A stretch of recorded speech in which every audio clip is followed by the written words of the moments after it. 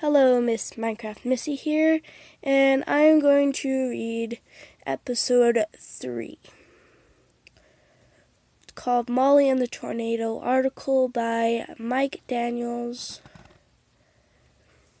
And here we go. On May 4th, 2007, at around 4 p.m., Matt Dayton took his Dalmatian Molly along with his mom to Dodge City, about 45 miles away.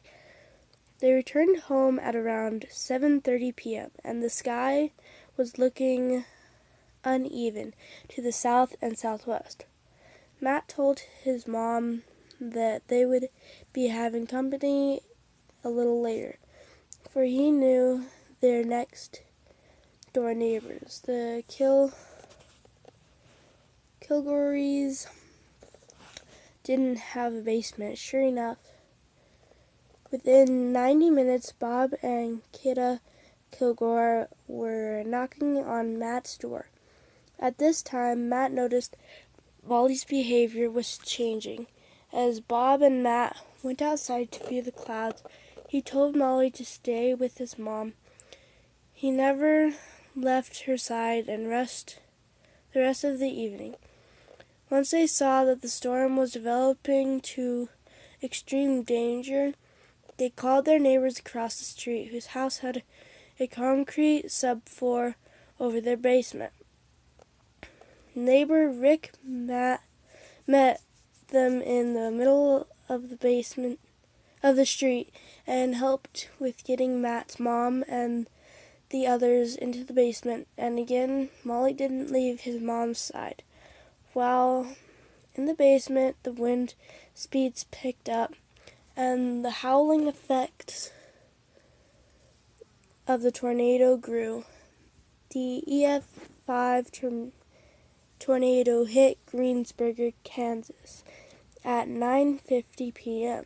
and sat on top of them for 8.5 minutes. The sound was unimaginable. When it was over, Matt knew that he and Rick had to go out and start to help people. Matt's first small trip up the basement steps was to make sure they were safe from the tornado. He saw that there was another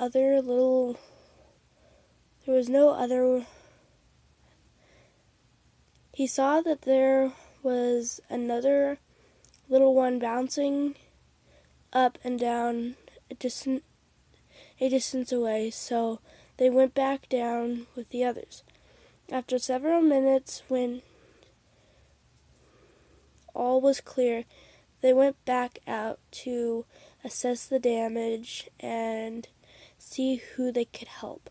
After Matt and Rick made safety checks in the neighborhood, spanning 8 blocks, they accounted for 31 plus survivors.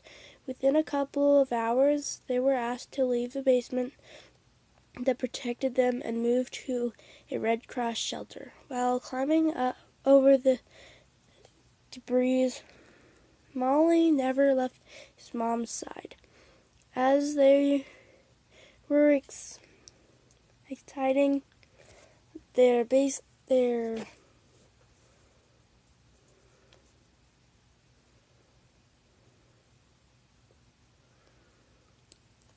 Matt found a lamp and pulled the cord off so Molly would have a leash if it were needed. They were bused to a local school gym 10 miles east that was established as a Red Cross shelter, and it was quickly filling up with refugees. While in the shelter, Matt took the cord leash off Molly's collar, and she started walking around the shelter, putting her head on laps of people with a message of, "We're going to be all right." A few hours later, she was laying under Matt's cot and alongside of his mom's. During the night of May 4th, Molly brought comfort to those who were misplaced by the tornado and shared a message of hope. In simple fashion, she did great things to ease the incredible loss of many. In the aftermath, when Matt became the volunteer coordinator, Molly went to work with him every day and greeted over 14,000 volunteers. It was often said, "Where can we find Matt, the volunteer coordinator?" And the answer was always, "Look for the Dalmatian. He won't be far away." After Matt and Molly traveled to 6 major disaster sites nationwide to give hope to others who survived disasters and share their own story. They even appeared on the red carpet at New York's Tribeca Film Festival. And again, that is Molly and the Tornado. Article by Mike Daniels, photo courtesy of Matt Dayton.